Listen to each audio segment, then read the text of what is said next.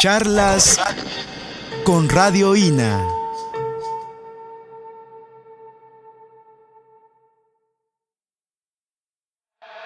Charlas con Radio INA.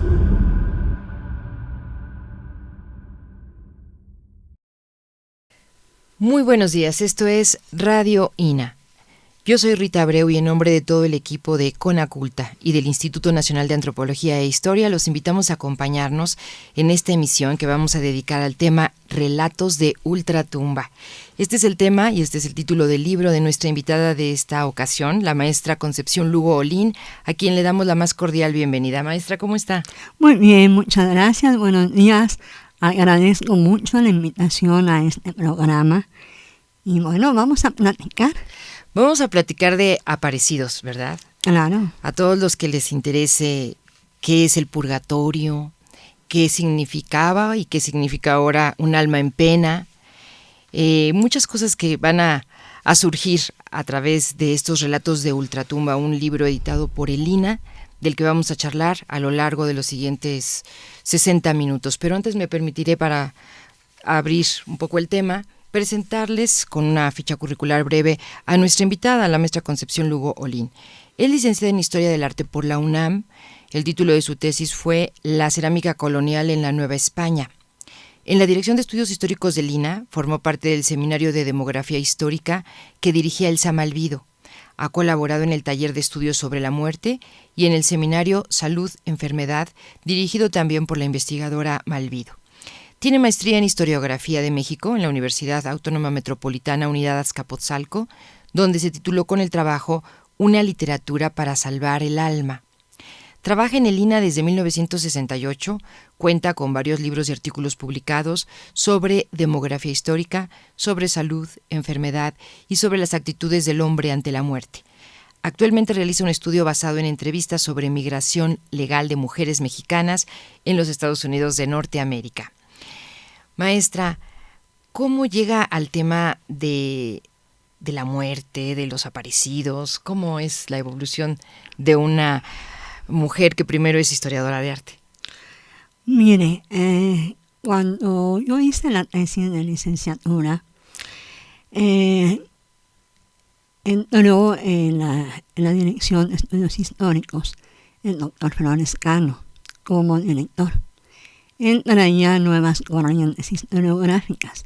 A él le habían dado un premio por un trabajo que se llamó Los precios del maíz. Era una historia serial de cómo subían o bajaban los precios. En aquel entonces estaba de moda la demografía histórica. Entonces, como el doctor traía esas nuevas corrientes, dijo, bueno, niña, pues sí está muy bien su tesis, pero o hace historia económica o se va. Y dije, no, hago historia económica. Y entonces empecé a hacer historia económica y demografía histórica. No me encantaba, pero pues no me quedaba otra. Y entonces conocí a Elsa Malvido. Ella me coordinó varios trabajos. Y bueno, me empezó a introducir con el gusto de la demografía y verla desde otro ángulo. Fue con ella que estudiamos las epidemias. Ajá. Y finalmente dije, me gusta la muerte. Y me quedé con los números rojos de la demografía y estudio la muerte.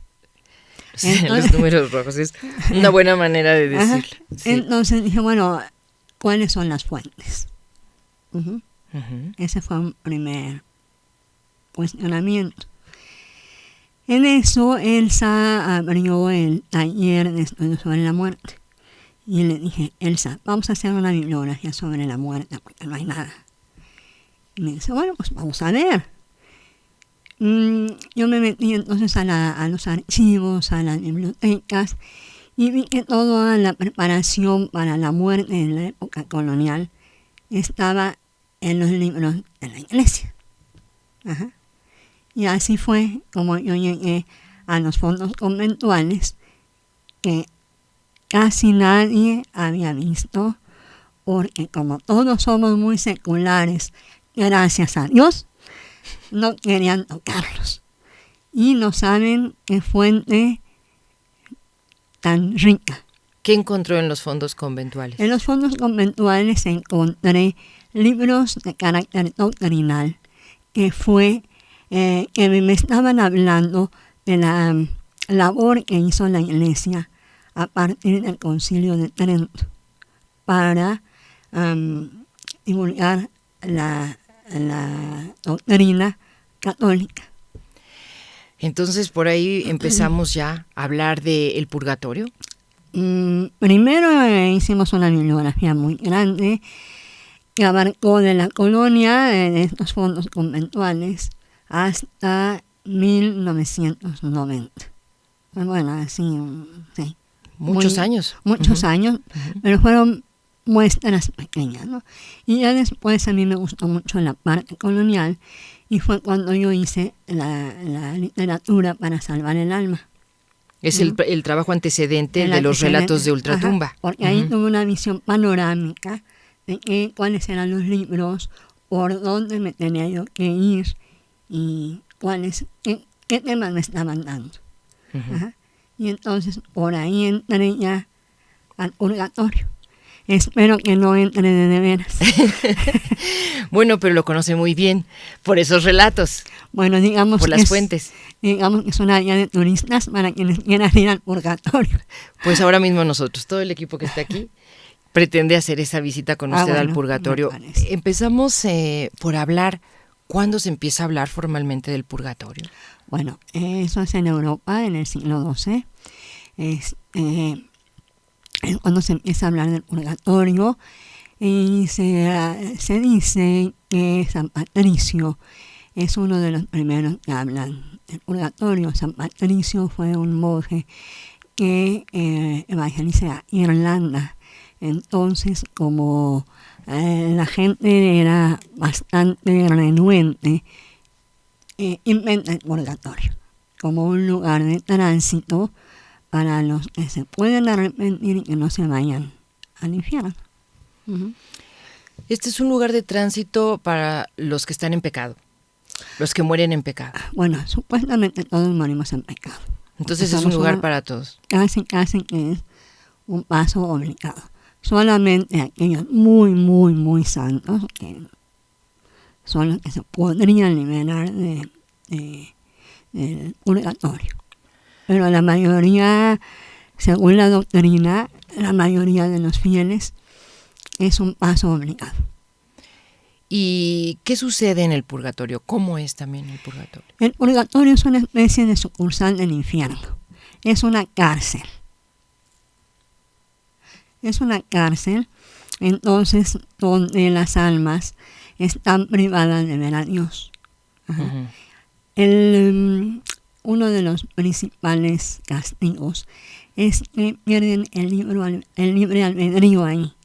Entonces tienen que depender de los vivos, de lo que los vivos quieran ofrecer para sacarlos de ahí. Entonces, los vivos tienen un papel también. Claro, los vivos, por eso son las indulgencias, por eso son las misas, para que los vivos saquen a sus difuntos de ahí, porque ellos ya no pueden luchar para salir de ahí. Sí. Otro de los castigos es que no pueden ver a Dios hasta que se reúnan con Él. Supuestamente estos señores de las almas, bueno, las almas, están sujetas por cadenas. Esas cadenas que representan los pecados. Esos. Y bueno, pues son los tormentos del purgatorio, se puede decir, ¿no? El fuego, pero más que nada es el no ver a Dios y la pérdida del libre albedrío. Sí. Entonces ese tránsito por esta cárcel dependía para cada ánima, era diferente. O sea, unas tardaban más en salir del purgatorio, otras menos. Sí, depende de lo que hicieran los vivos. Dependía de los pecados primero. Sí. De los pecados del alma. Pero también dependía de si no tenían a nadie, pues ahí sí, ya ni modo. Se quedaban ahí hasta que purgaran su pena. Pero si tenían a alguien, podía abreviar la estancia en el purgatorio mediante indulgencias, que son las indulgencias, es el perdón o la disminución de la pena. Sí. Uh-huh. Entonces, ¿es hacer misas o dar limosnas? Hacer misas, dar limosnas, comulgar, confesarse, llevar una vida cristiana, no molestando al prójimo, una vida virtuosa. También podría ser ofrecer algún tipo de sacrificio corporal, por ejemplo, flagelos, vigilias. Ajá. Uh-huh. Podría ser esto. También esto. También. Bueno, retomando lo que usted nos decía de San Patricio y de que esta invención del purgatorio, digamos que tenía un objetivo que era hacer que no se separaran de la fe los cristianos. De alguna manera era una forma de... Es una forma de vigilancia y de control. Ajá. Así tal cual. Tal cual. Tal cual. Ajá. Y que alimentaba el temor a Dios, ¿verdad? O sea, además... Bueno, es que una de las cosas de la doctrina para atraer a los feligreses es justamente el temor a Dios. Ahora ya lo vemos como un padre bueno y demás, pero si ustedes ven, por ejemplo, unas manifestaciones del arte bizantino, es un Cristo juez, es un Cristo castigador, ¿no? El de Trento ya es un Cristo un poco más bondadoso, pero de todas maneras hay que tenerle un poco de miedo porque va a venir en el juicio final a separar buenos y malos. ¿El concilio de Trento ocurre en qué época? Es el siglo XVI, 1543-65. Entonces es digamos que ese concilio divide a la iglesia en la iglesia cristiana del medievo y luego la moderna. Lo que pasa, sí, así es. Lo que pasa es que, bueno, Trento es la iglesia de la Contrarreforma.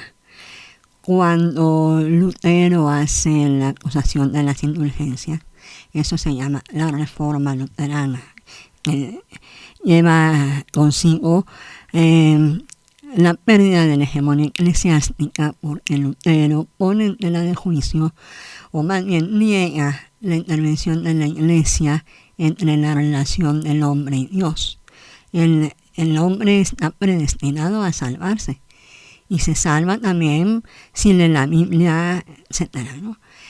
Entonces el catolicismo emprende la contrarreforma, que negar todo lo que había dicho Lutero, y además usa unos medios muy importantes audiovisuales, porque su ideólogo fue Santo Tomás de Aquino. ¿Quién fue Santo Tomás de Aquino? Fue un dominico que es el ideólogo de Trento. Él vive en el siglo XII, pero se retoma su ideología en Trento. Él dice que el hombre tiene la puerta de entrada del pecado del hombre son los 5 sentidos. Son a través de los 5 sentidos entra el pecado, pero también a través de los 5 sentidos puede limpiar el pecado. Entonces, por eso son esas luminarias, esos altares dorados, fantásticos. Cada retablo nos está dando una lección. Ahora no la entendemos, es cuestión de especialistas que se dedican a la iconografía. Pero bueno, eso llevaba un mensaje de catecismo, ¿no? Entonces las lecciones del catecismo se complementaban con esto y además con una serie de ceremonias que hasta la fecha entran por ojos, nariz, oídos, tacto y gusto. Por eso hay flores, por eso hay incienso, por eso hay luces, por eso está el vino, la hostia. Todo eso es precisamente para que la fe entrara por los 5 sentidos. Bueno, entonces, para tener una idea, antes de Trento y seguir con esta idea del purgatorio como este lugar de llamas y de esta pérdida de libre albedrío como algo más bien dramático, ¿cómo se dio a conocer en esa época el purgatorio? ¿Cómo hicieron la labor para que cada cristiano interiorizara esa imagen, supiera que estaba condenado al purgatorio? Bueno, ¿en la Nueva España o en Europa? Estoy primero pensando en Europa y luego ya para comparar qué sucede en México, ¿no? O en la Nueva España. Bueno, en Europa se hace a través de la prédica toda esta difusión del purgatorio. Estos ejemplos que están en la antología, muchos de ellos se basan en ejemplos medievales, que fueron lo que usó el clero para difundir el purgatorio a través de la prédica, a través de las lecciones de catecismo. Ese purgatorio es un purgatorio más bien, me refiero al medieval, es un purgatorio más bien destinado a las élites. ¿Por qué destinado a las élites? Porque era la gente que dejaba dinero a la iglesia y había necesidad de controlarlos y vigilarlos, que no se les fueran, que no se les salieran del huacal, como decimos ahora, ¿no? Uh-huh. En cambio, ya cuando pasa a la Nueva España, los que se encargan de difundir esa doctrina fueron principalmente los jesuitas. Uh-huh. Ellos tenían su casa de ejercicios, también dedicado para las élites, pero el purgatorio ya aquí en la Nueva España y inclusive en Europa mismo, ya es no nada más para las élites. Es un lugar donde iban todos. Uh-huh. Ricos, pobres, de donde fuera su origen social. Del origen social. Uh-huh. Porque, pues, se vuelve también un instrumento de vigilancia y control, pero para un sector más amplio de la población. Ajá. Claro. Entonces, bueno, la manera de difundirlo para que la gente lo tuviera presente era a través igual de lecciones de catecismo. Había un día dedicado a las ánimas, donde se leía, eran los lunes. No me pregunte por qué, porque no se lo podría yo contestar. Pero era un lunes y ese lunes se leían en las iglesias estos relatos de la tumba, estos ejemplos. Ya en la noche, a las 8 de la noche empezaba el recuerdo de los difuntos. Llegaba uno a misa y en vez de oír misa, oía el relato. No, era dedicado nada más al relato. Era una especie de explicarles que era el purgatorio y después iban los ejemplos. Ajá. Bueno, y ya la gente pues se retiraba en la noche a descansar. Después de escuchar. Después de escuchar eso, pues como los programas de la W, ¿verdad? Apaguen la luz y escuche, y le apagaba uno la luz porque le daba uno mucho miedo, ¿no? Pero estos relatos así eran. Ahora, ¿cómo entra por los ojos? Bueno, hay lo que se llaman los cuadros de ánimas, y que ha estudiado mucho el investigador Jaime Morera de la universidad y también Mariano Monterrosa. Entonces eran cuadros donde estaba un santo, una virgen, sacando a las ánimas. Uh-huh. Ajá. El maestro Monterrosa dice que ahí estaban representadas las 3 iglesias: la iglesia purgante, la iglesia militante y la iglesia triunfante. La iglesia triunfante la representaba la virgen o el santo que estaba dedicado a sacar las ánimas del purgatorio. La iglesia purgante, las ánimas que quedaban abajo. Y la iglesia militante, nosotros estábamos viendo el cuadro. Los vivos. Los vivos. Dice, esa es la magia del barroco. Una de las tantas magias del barroco, ¿no? Concentrar todos esos símbolos. Ajá. Uh-huh. Sí. Entonces, bueno, a través de eso era ir a las esculturas. Hay una que se llama el ánima sola, que si ustedes van todavía en muchas iglesias, existe. Y tiene una alcancía para que se le celebre una misa, algún rosario, para ayudar a esa ánima sola a cortar su estancia en el purgatorio. Así es. Y son las ánimas que no tienen a nadie. Por eso es el ánima sola. Y el ánima sola es la solita rodeada de llamas. Sí. Ajá. Sí. Las solitarias. Uh-huh. ¿El limbo es parte del purgatorio? No. El limbo es un lugar aparte de la geografía del más allá. Esto tiene su antecedente en lo que se llamó el seno de Abraham. ¿Qué era el seno de Abraham? Era un lugar donde iban los justos que habían muerto antes de la redención de Cristo.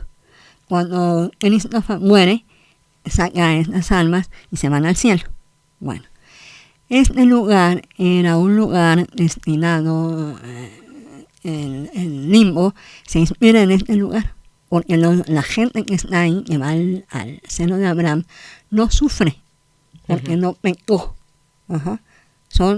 Es un lugar dedicado a los justos. El justo es aquel que hace lo que Dios manda. Ajá. Por eso es justo. ¿Y por qué no iba al cielo? Porque todavía no se había hecho la redención de Cristo. Perdón, ya lo explico. Con la redención de Cristo se lavan los pecados de toda la humanidad. Por eso muere Cristo, para redimir los pecados de los hombres. Por eso esas almas no habían ido al cielo. Una vez el pecado es redimido por la muerte de Cristo, estas almas se elevan al cielo. Sí. Inspirado en eso sale el limbo. Ajá. El limbo es un lugar que se destinó para los niños que morían sin bautizo. Sobre todo es un lugar justamente para promover el bautizo. Ajá. Pero, ¿y en qué época aparece el limbo? La verdad no sé. No sé exactamente cuándo aparece, pero también es una manera de controlar, porque el bautizo, al menos en la Nueva España, con el bautizo el feligrés aquí entraba como vasallo de la corona, como si era indio, como futuro tributario, uh-huh. y también si era indio, pues era un individuo que a través del bautizo ingresaba a la cultura occidental. Por eso era muy importante el bautizo. Sí, era todo un estatus. Ajá. Uh-huh. Entonces, bueno, es un lugar donde van los niños sin bautizar. Pero como no hicieron ningún pecado, no sufren. Ajá. Pero tampoco hicieron ningún esfuerzo por nada, no pueden ver a Dios. Ajá. Es un lugar, según dicen, donde los niños están sin pena ni gloria. Sí. Ahora sin sí lo pena comprendemos porque bien. no pecaron, y sin gloria porque no lucharon por su salvación. Claro, todavía no tienen derecho a estar con Dios. No tienen derecho. ¿Ya quién creerá en el purgatorio? Sobre todo la gente mayor, y sobre todo en los pueblos todavía. Inclusive nosotros mismos ponemos las ofrendas, a lo mejor las ponemos sin saber exactamente qué pasa, ¿no? ¿Quiénes son los fieles difuntos? Los fieles difuntos son precisamente las almas del purgatorio. Ajá. Esos son los fieles difuntos. Entonces. Ahí están. Ajá. Que son los que tienen permiso de venir y decirnos, oye, no seas malita, ofréceme una misa. Bueno, a eso vamos, ¿eh? Sí, si esas almas se manifestaban, si en estos relatos, porque no hemos hablado de los 400 textos breves, europeos y novohispanos, que incluyen el libro de nuestra invitada de hoy, de la maestra Concepción Lugolín, Relatos de Ultratumba. Y hay que saber si en esos relatos precisamente se cuenta qué decían las almas, ¿no? ¿Qué decían las almas? Salían del purgatorio y nos pedían indulgencias. ¿Cómo sucedía esto? La doctrina dice que en el purgatorio las almas tienen permiso de Dios para salir. Uh-huh. Para salir y con el fin, uno, de pedir indulgencia, de pedir que les ayuden a abreviar en la estancia en el purgatorio. Otra, para mostrarles a los vivos las penas que están padeciendo. Bueno, a veces mostrarles o si no platicarles de las penas. Mira esta llaga, esta es una quemadura del purgatorio y duele mucho, ten cuidado, no te vayas corrígete, cumple con las normas de la iglesia para que no te vayas al purgatorio. Bueno, eso. Otra manera de que podían salir, que tenían permiso, era para avisarles de de cómo estaban otras almas de sus deudos. Aunque tenían permiso, no iban a salir por alguna ocasión, para algún caso, ¿no? O bien, otra de las cosas para que salían era para darles las gracias. ¿Sabes qué? Yo ya estoy en el cielo y desde ahí yo voy a rogar por ti, porque tú rogaste por mí. Entonces salían y ya una vez iluminadas, pues se iban al cielo. Entonces esto no es más que una manera de difundir la doctrina de las tres iglesias, la iglesia triunfante, la iglesia purgante y la iglesia militante. Es un trabajo unido. Sí. Entonces, entre estos 400 relatos que contiene esta antología, precisamente están estas narraciones de estas ánimas que salieron y comunicaron. Cualquiera podía tener esta experiencia con las ánimas, eso no... No, eso podía ser uno virtuoso o no virtuoso. O no virtuoso. Entonces, cuando se les aparecían para advertirles, era sobre todo a pecadores, ¿no? O alguien que estaba en peligro de pecar. Dicen, oye, espérate, no vayas a hacer esto porque mira lo que te espera. Entonces, hay uno de los... Sí, son advertencias, más bien tenía uno que ser pecador para recibir el aviso. Entonces, hay uno de los relatos de ahí, cuenta que una de las almas sale del purgatorio porque había un incrédulo que dijo, no, el purgatorio son puras patrañas, ¿no? Entonces llega y dice, para que me crea, pone una mano en una tabla y queda ahí quemada. Y supuestamente la tabla está guardada, no sé en dónde, pero a eso dice. Para dar fe. Para dar fe de que sí es un lugar verdadero. Bueno, pues cuéntenos dónde encontró esos 400 relatos y cuánto tiempo llevó toda una investigación de este tipo. Bueno, a partir de la bibliografía que me cuento que hicimos para el taller de la muerte, eso me permitió incursionar en los fondos conventuales. ¿Qué son los fondos conventuales?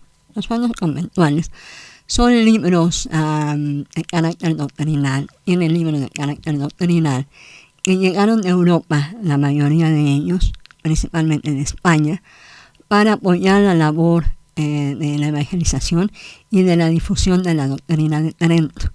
Estos libros llegan a partir del siglo XVI, segunda mitad del siglo XVI, y se distribuyen en las bibliotecas de las principales conventos, seminarios y universidades de todo el territorio no hispano.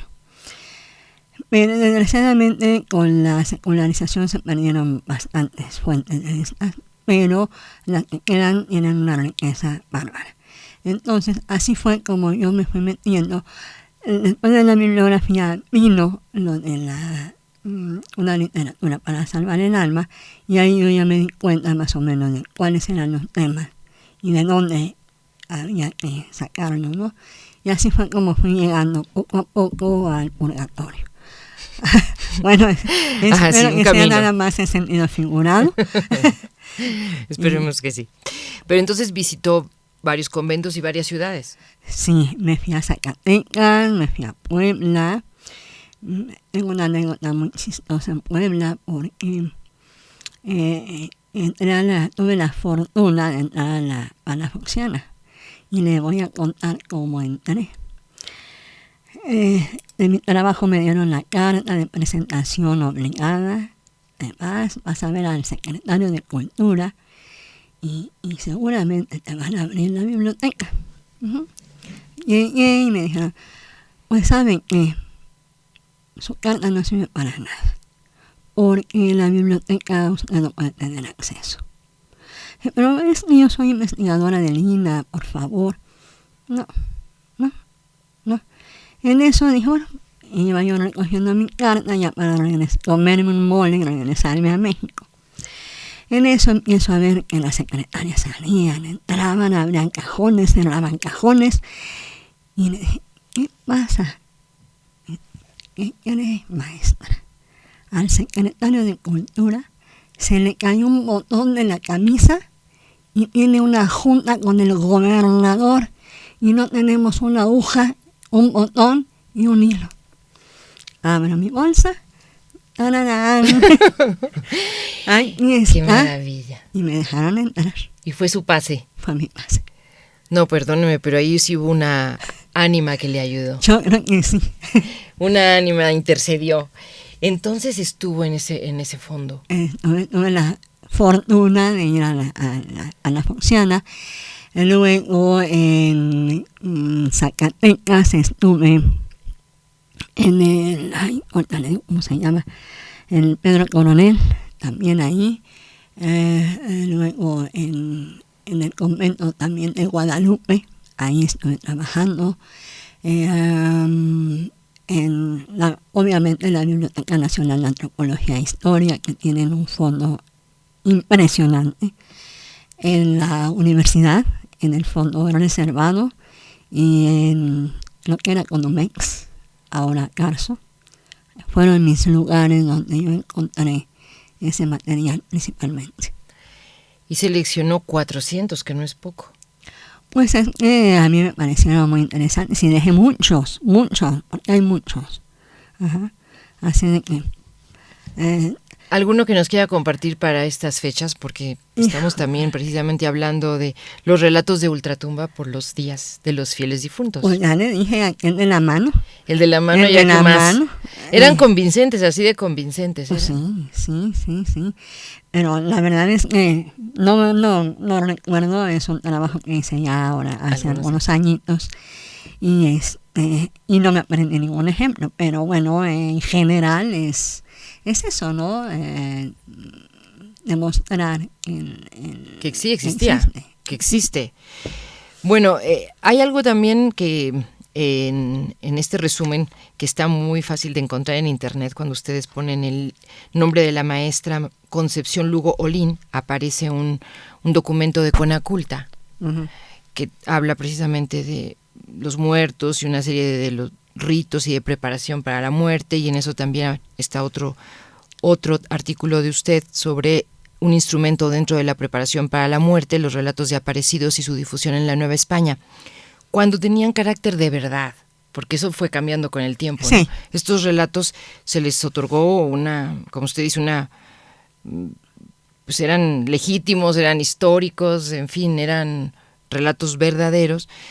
A mí me llamó la atención lo de las monjas que eran místicas y que podían también tener un contacto con el purgatorio y venir y contarlo en la época al mundo de los vivos.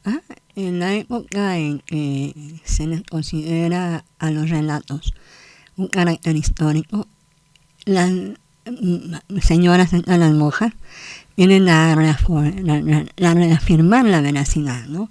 Yo los he visto. Yo puedo dar fe de todo esto, ¿no? Entonces, ellas tienen, algunos relatos son inclusive de los que están en la antología, son de ellas. Ajá. Son los testimonios de ellas. Y esto, maestra, fue cambiando con el tiempo, es decir, después esos viajes místicos ya los podía tener también cualquier persona. Más que viajes místicos, a partir de Trento, como le decía yo, el purgatorio se hace más democrático, todos van ahí, ¿no? Ajá. Y todos pueden ver a las ánimas, cualquiera puede ver a las ánimas, cualquier gente se le puede aparecer. Ajá. Sí. Pero los relatos ya no tienen un carácter histórico, sino nada más un carácter como le decía yo, de vigilancia y control, nada más. Sí. Ajá. Sí. ¿sí? Como ejemplos. Como ejemplo, sí, nada Pero ya más. no tenían que ser necesariamente verídicos. No. Él dice, ve lo que le pasó, ahora sí que, como dice el dicho, si rasuran a tu vecino con tu barba a remojar, es más o menos la misma canción de los relatos. Exactamente. Y se va cambiando. Vamos hablando de estos cambios, entonces se vuelve un lugar más democrático, a cualquiera se le pueden aparecer. ¿Y cuándo dejan de tener presencia así Bueno, mire, importante? realmente esto empiezan a dejar, no dejan totalmente de estar presentes dentro de las lecciones de catecismo, pero van perdiendo un poco de importancia a raíz de la ilustración. Ajá. La ilustración trae ideas seculares, ajá. Entonces es cuando estas van perdiendo importancia, entonces es cuando se empiezan a introducir otros relatos, no necesariamente religiosos, sobre fantasmas, sobre duendes, sobre brujas. Ahora venimos viendo a Halloween, ¿no? Ajá. Un poco. Pero no eran religiosos, no eran con esa finalidad, sino más bien con la finalidad, supongo yo, de entretener y de que se hicieran estos relatos un poco al margen, ¿no? Sí. Antes de que llegara el fantasma, porque el fantasma ya es el Halloween propiamente, Sí. ¿no? Uh-huh. Usted también menciona, o bueno, un comentario que hay al libro de los relatos de Ultratumba, que hasta los años 60 del siglo pasado, digamos, esto de hablar en la noche de los aparecidos era una práctica más o menos en los pueblos y hasta seguramente en la ciudad, ¿no? Bueno, cuando uno se iba de día de campo con los amigos, alrededor de una fogata, después de haber cantado y tomado algunas tequilitas, vamos a contar cuentos de espantos. Exacto. ¿No? Exactamente. O cuando hacía uno llamadas con las primas y las amigas, vamos a contar cuentos de espantos. Y capaz de que ahora, bueno, no sé si no sabemos los cuentos de espantos, hay que leer el libro de relatos de Ultratumba para refrescar esos cuentos. Pues sí, la verdad sí, hay unos muy buenos, hay unos muy Pero buenos. para espantar, eso no me cabe la menor duda. Algunos sí, es que además es muy curioso, hay algunos que son verdaderamente, que dan miedo, pero hay otros que dan risa. Ajá, ahora, ¿no? Ahora a los ojos del siglo XXI. Ajá, y dice uno, bueno, ¿cómo pueden creer en esto, no? Pero en general sí, la intención era atemorizar. Sí. Y además, como nos está usted comentando, si intervenían todos los sentidos y si todo entraba por los ojos a través de los grabados, de toda esa pictografía que era de verdad oscura y tenebrosa, ¿no? Ajá.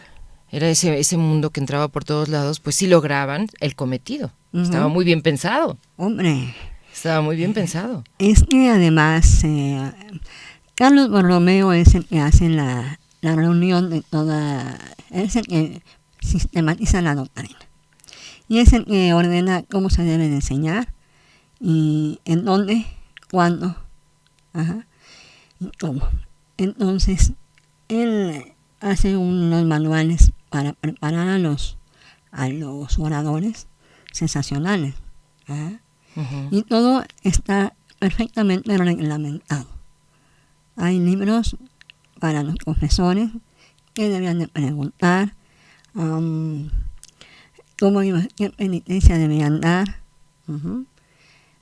Y hay muchos libros en los fondos conventuales que nos hablan de este control. Uh-huh. Sí. Entonces, todo está perfectamente reglamentado. No se les va uno.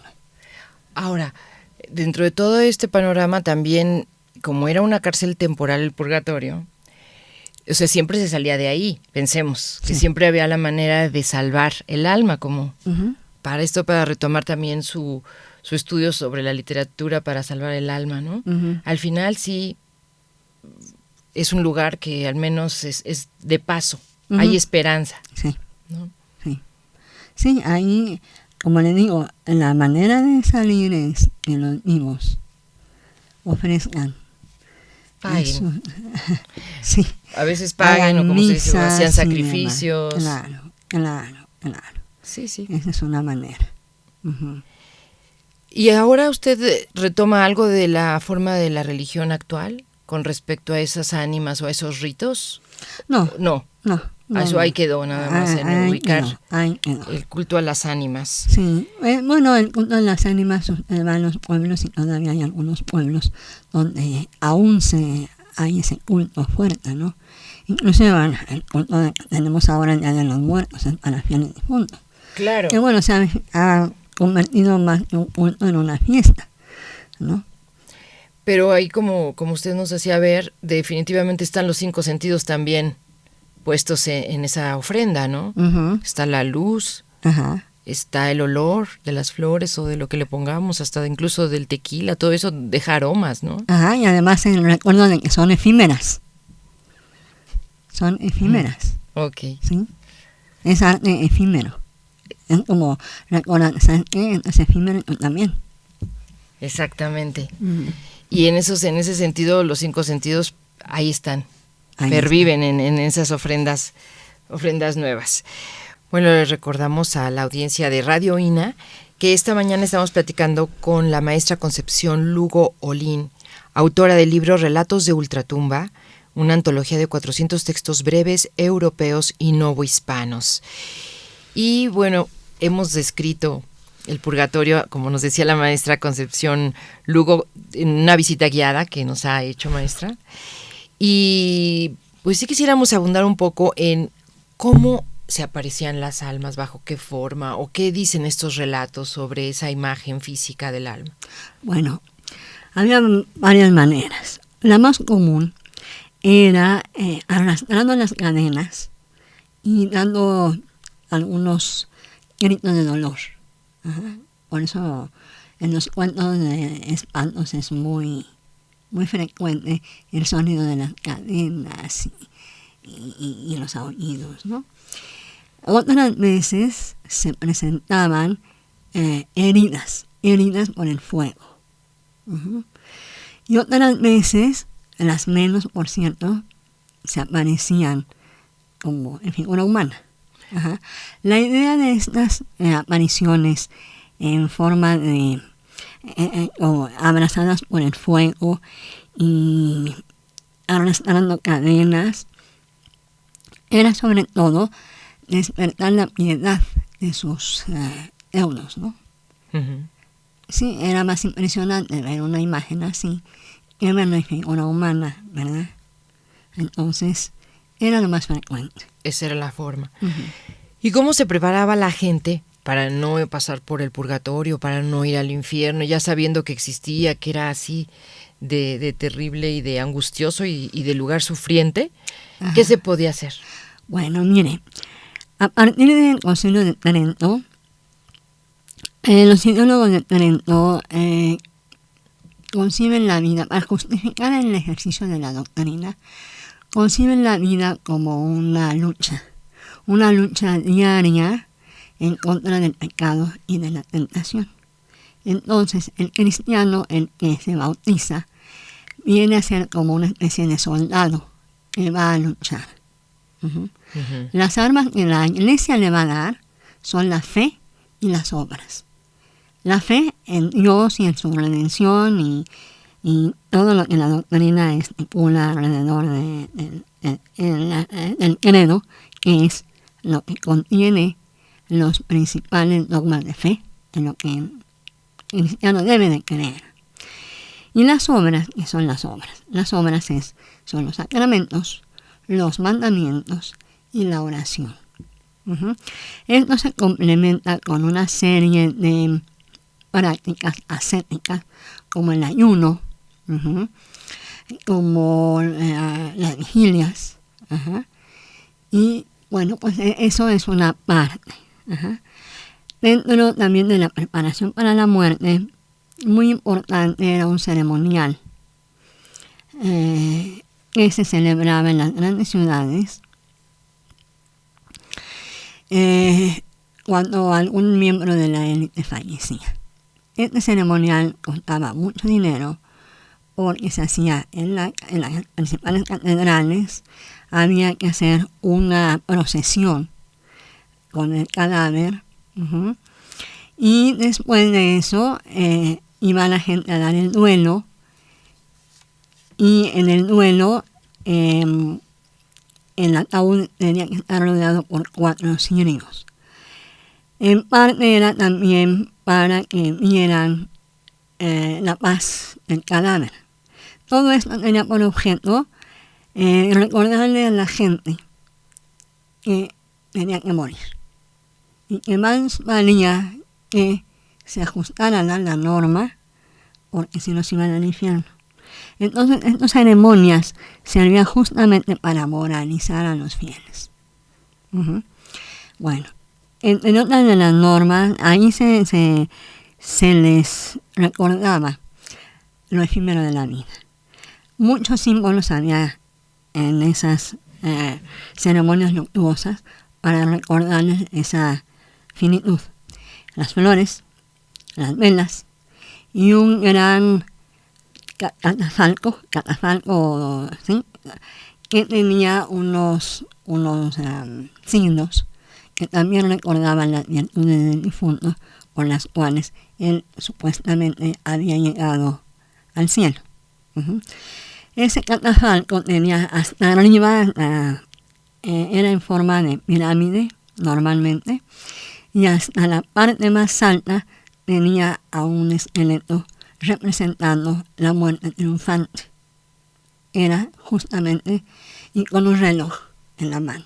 El reloj representaba la finitud de la vida y el tiempo, el significado del tiempo para el hombre no hispano. Si no te preparas a tiempo, vas a ir al infierno. Así que más vale que hagas todo esto. Bueno, entonces la fe se les enseñaba hasta la fecha a través del credo. Luego, los sacramentos pues, son 7. El bautizo, como comentábamos, era un sacramento mediante el cual el hombre ingresaba a la cultura occidental a ser vasallo tributario o diezmante, o próximo a pagar diezmo, ¿no? Luego, la confirmación, que era pues, confirmar que sí quería ser cristiano.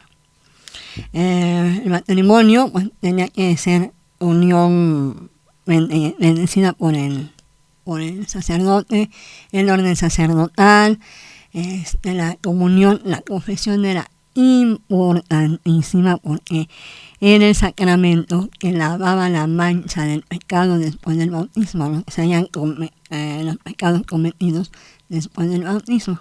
Bueno, el pecado ellos lo definen como una ruptura del hombre con Dios. Entonces, hay que luchar como soldado para volver a unir esos lazos, confesándose y comulgando. Bueno, esos eran, era uno de los más importantes en la confesión, porque también de alguna manera era un instrumento de vigilancia y control. Ahí sabían santo y seña de que se confesaba, ¿no? Claro. Y si había dado limosna, si era rico, si era pobre, bueno, santo y seña, ¿no? Ahí sabían santo y seña, exactamente. Ahora, lo increíble es que ni con la confesión se libraba uno del purgatorio. No, lo que pasa es que la confesión perdona la culpa. Distinguen entre culpa y pena. La culpa es el pecado en sí. La pena es lo que merece. Se perdona la culpa, pero no la pena. Ah, con razón yo decía, bueno, Sí. si había tanta confesión, ¿por qué tenía que existir el purgatorio? No, se perdona la culpa, pero no Pero la pena. la pena. Entonces, como quien dice, o sea, las iba acumulando uno, Ajá, entonces. así es. Por eso todo el mundo iba a parar al purgatorio. Sí. Bueno, en esa descripción de ese rito funerario así, pues definitivamente lujoso para una clase elitista, ya estamos hablando de Nueva España, Sí. Nueva España, ¿no? Bueno, eso también no viene de Europa. Eso viene tal cual. ¿Sucedía de otra manera en las clases ¿Menesterosas? Sí, menesterosas? ¿Ahí cómo ocurría esto? No, pues simple y sencillamente no había ese ceremonial, porque ese ceremonial era muy costoso y estaba reservado exclusivamente para las élites, que eran las que podían utilizar o manejar para difundir la doctrina. Igual que ahora, los menesterosos, bueno, calladitos. Exacto. O sea, no hacen ruido. Sí, sí, sí. Ajá. Igual que ahora. Ajá. ¿Tuvieron que adaptarse de alguna manera esos relatos a la Nueva España, al hecho de haber sido conquistados, al hecho de tener otras religiones, de ser No, otra cultura? no, en lo sí? que pasa es que la mayoría de esos relatos vienen de Europa y son europeos. Los que tenemos en la Nueva España son algunos que registran los cronistas. Ajá. Que dicen, no, pues yo en tal lugar fui a predicar y me encontré con que una india había visto las ánimas. Ajá. Ujú. Por eso son los novohispanos. Son los relatos que registran algunos cronistas en sus crónicas. Ajá. Sí. O Y- bien son relatos escritos por autores anónimos, pero no hispanos. Ujú. Sí. Porque el concepto alma no lo tiene un personaje originario de estas tierras. No la tiene. Tienen otro concepto que digamos equivalente. Ajá. Pero no es el Exacto. alma católica. Exactamente. ¿No? Maestra, ¿y en otras religiones hay otro concepto parecido al purgatorio? Bueno, hablando de Nueva España, pues no es precisamente un purgatorio. Aquí se habla del Mictlán. Ajá. Es un lugar, una especie de paraíso, ¿no? Entonces, ahí van. Entonces era al revés del purgatorio. Era un paraíso y además había el otro, la Loca, que era un lugar destinado a la gente que moría ahogada o de rayo. Y había otro, el inframundo, que ese sí era pues no precisamente un infierno, pero era como un lugar de castigo. Ajá. Yo realmente lo prehispánico lo manejo muy poco, pero a grosso modo es lo que yo le puedo decir de estos tres lugares, ¿no? Uh-huh. Que sí, tienen un equivalente de alguna manera, porque son lugares del más allá también, sí, ¿no? Como sí. usted dice. Uh-huh. Del más allá, y porque también existía una preparación para la muerte, eso sí, ¿no? Pues bueno, los guerreros que morían en el juego de pelota, en las floridas, todo esto era lo que se iban al Mictlán, ¿no? Al Mictlán. Al Mictlán. Ahí tenían un lugar como de para honor, él. ¿no? Uh-huh. Un lugar de honor. A lo mejor estoy diciendo muchas barbaridades y Eduardo Matos me va a reprobar, pero... Bueno, pero están cerca del tema en cuestión, del tema de estos relatos de ultratumba. ¿Qué nos falta por decir?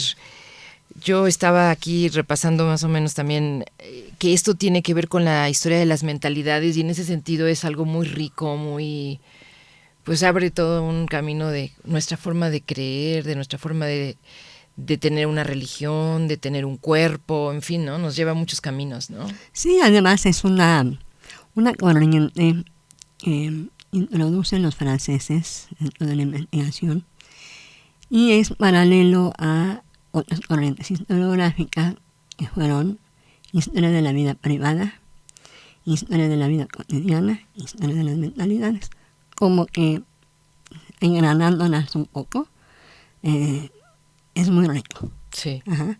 Entonces, toda esa tarea demográfica de los números rojos y de los recuentos de población quedó atrás. Ajá. Y bueno, pues... Esto tomó auge. Tomó auge. Bueno, hay quien todavía se dedica a la historia serial, muy válido. Pero a mí no me gustó y me dediqué a esto. Uh-huh. Que me pareció mucho más rico, mucho más ilustrativo, como un poco más práctico, por decirlo. Estos relatos de ultratumba, maestra Concepción Lugo, ¿llegan hasta qué época? Bueno, hay algunos que llegan hasta el siglo XX. Sí. Pues. Digo, no en la cantidad que hubo en la colonia, pero hay quienes todavía en el siglo XX redactaron algunos relatos de ultratumba.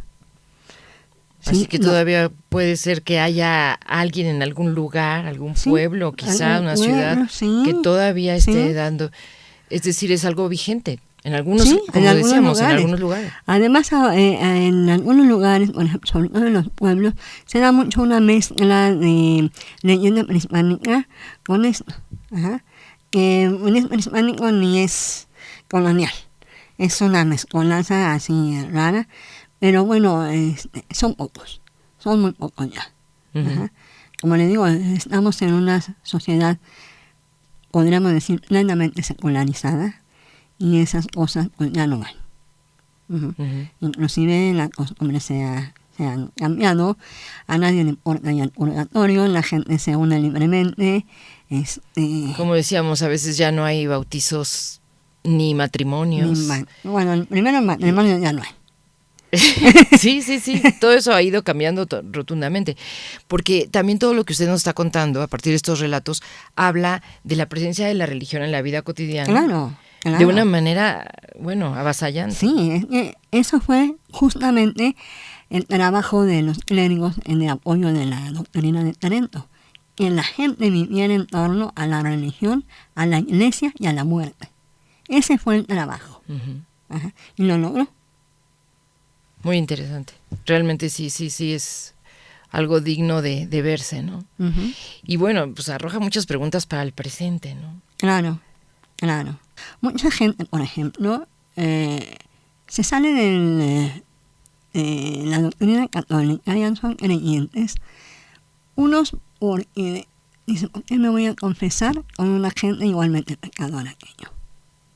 Las otras sectas no te piden una confesión, ¿no? Te piden otras cosas para prepararte. Sí. Pero la confesión no. Y para el catolicismo sigue siendo, pero fundamental, ¿no? Claro. Si no te confiesas, pues allá tú. ¿Es posible, maestra, que de los sacramentos esté vigente el de la extrema unción? Por ejemplo, el de pensar que al último en la agonía es importante. No creo, porque hay mucha, sobre todo hay mucha muerte violenta en el tiempo legal. Hasta eso entonces también ha dado un giro, ¿no? Lo que pasa es que antiguamente la gente moría en su cama y tenía tiempo para arrepentirse, llamar al sacerdote, llamar al notario, llamar a los deudos y pedirles perdón. De esto hay una leyenda muy bonita que se llama Ars Moriendi, arte del buen morir. Es una lucha que se da en la cabecera de la cama del agonizante, entre el bien, representado por el arcángel San Miguel, y el mal, representado por Satanás. Entonces, los dos, el arcángel lleva una balanza en la mano, en la que va a pesar las obras buenas el pecador, ¿no? Entonces el pecador dice, ¡ay! ¿Verdad? Sí. Viendo la balanza, entonces sí. si se inclina la balanza hacia el bien, pues se salva. Y si no, pues ahora sí literal se le lleva el diablo. Y así sí, tal cual. Y es una lucha entre el bien y el mal a la hora, es una manera también de difundir la manera de prepararse y de difundir la extrema unción, ¿no? Porque en todo este recorrido que nos ha hecho, en esta visita guiada por el purgatorio, no hemos hablado de este personaje que ahorita trae usted a cuento, que es el demonio. Él no tiene nada que ver en el purgatorio, no. Ahí no está presente para nada. No, no él es un lugar, es el infierno. Él no tiene nada que ver ahí. Y esta es la lucha absolutamente contra, digamos, el mal hecho por uno mismo, o sea, uno paga la culpa, ¿no? Es una lucha entre el bien y el mal. Entonces, a la hora de la agonía quiere decir último combate, el último combate en contra del mal. Eso es lo que quiere decir agonía. Bueno, pues sí, estaba definitivamente muy precisa esta forma de estructurar una religión donde en el bautismo te haces soldado y en la agonía es tu última batalla, ¿no? Así es. ¿Algo más que nos quiera decir de este libro de los relatos de Ultratumba, maestra Concepción Lugo, para terminar nuestra charla? Bueno, recomendarlo. Que lo compren y bueno, hay algunos divertidos, otros que pueden llevarse de día de campo y leerlos ahí en una fogata o pero hay unos muy muy buenos. Yo sí se los recomendaría porque para entretenerse un rato. Y sabe también que puede convertirse en algo muy interesante en leer estos relatos y luego ir a las iglesias y encontrar esos cuadros donde están lo que usted decía de la iglesia triunfante, la iglesia purgante. Los cuadros de ánimas. De ánimas, Ajá. ¿no? Y ahí van a hacer mucho sentido una cosa con la otra, ¿no? Ajá. Sí, se dice que hay determinados intercesores para que sacan a las ánimas. En realidad, todos los santos pueden sacar. Luego hay algunos referidos, como la Virgen del Carmen. Ujú. El mismo San Miguel. Ujú. Pero usted puede ver muchos santos más. No eran nada más exclusivos. no. Son importantes, pero no son los exclusivos. Ujú.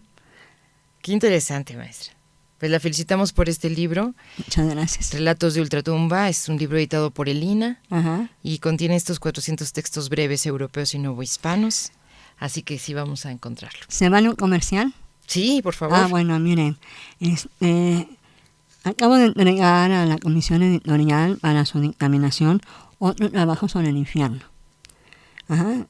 Cuéntenos. Sí, ese se llama Por las sendas del temor, una antología para viajar por los infiernos novohispanos. Lo acabo de entregar y espero que salga aprobado. Y bueno, pues si sale aprobado en un par de años, o 3 quizá, hablaremos del infierno. Aquí estaremos, esperamos. Para esa visita guiada por los infiernos novohispanos, maestra. No, pues se tenía reservada esa información que es muy buena de saber y de conocer. Busquen entonces estos artículos. Hay muchas cosas que están en internet y que ya nos acercan al trabajo de la maestra Concepción Lugo Olin. Gracias, maestra, por su visita. Muchas gracias a ustedes. En nombre de todo el equipo, Rita Abreu se despide. Gracias por la charla a la maestra Concepción Lugo Olin y gracias a todos nuestros radioescuchas que están a través de Radio INA. Agradecemos el apoyo para la realización de estas entrevistas de Pedro Sánchez Nava y de Luis Alberto López Guario y pueden consultar más documentos radiofónicos en radioina.blogspot.com. En la producción, Gabriela Marentes y Evanibaldo Morales. En la operación técnica, Javier Cortés. En el apoyo, Lauro Gaspar. Y hasta la próxima. En nombre de todos, Rita Abreu les da las gracias por su atención. Charlas con Radio INA.